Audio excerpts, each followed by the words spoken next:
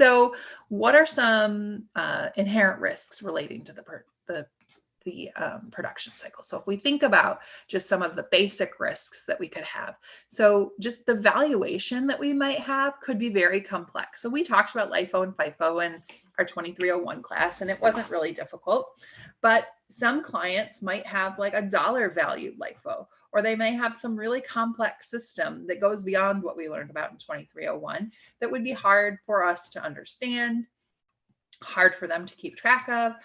So that's one risk that we would have relating to this cycle.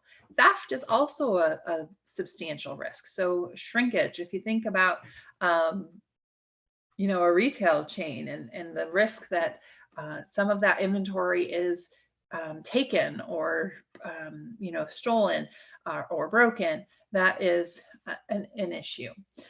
Movement of inventory. So we know that we have raw materials that are going to be in some sort of warehouse, and then we're going to have work in progress on our manufacturing floor, and then we're going to move that inventory another time into a warehouse of finished goods. So we're going to have to take inventory from the warehouse of raw materials.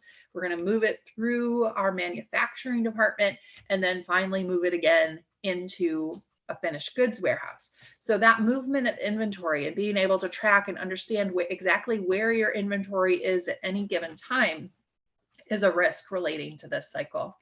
I've talked about valuation a few times already, but that is a risk that we have here. We have the risk that the value of our inventory could decline, that we have put so much money into this inventory, but now when it comes time to sell it, it's not worth as much as we've gotten into it. So that's a risk that we have here that we need to always be considering. And then again, that double whammy effect that we have, it hits both our assets as well as our expenses through cost of goods sold. So we have this impact that it can have on our gross profits. So those are just some of the general risks that we have relating to this